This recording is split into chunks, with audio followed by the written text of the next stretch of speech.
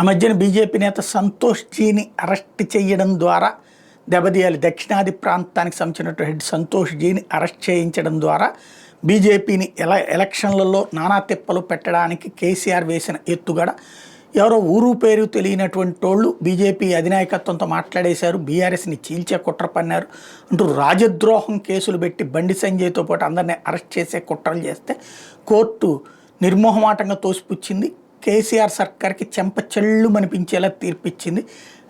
ఆ సందర్భంలో నాయకులు విడుదల జరిపింది. ఈ మొత్తం వ్యవహారంలో ముందు పెట్టింది ఎవరైతే గోవాల బాలరాజుని, ఇప్పుడు ఎవరు బీఆర్ఎస్ ఎమ్మెల్యేని, ఇప్పుడు ఆయన ఓటం పాలవడం, ఆయన కాస్త పార్టీ నుంచి రాజీనామా చేయడం ఒక ఎత్తు అయితే 10వ తారీఖుకే బీజేపీలో చేరుతున్నానని ప్రకటించడం మరొక ఎత్తు. ఎవరెన్ని మీటింగులు పెట్టుకున్నా సరే, అంటే అతనికి వ్యతిరేకంగా మీటింగులు జరుగుతున్నటువంటి వేళ బీజేపీలోనే చేరాలని నిర్ణయించుకున్నాను అన్నటువంటి ప్రకటన చేసుకొచ్చారు.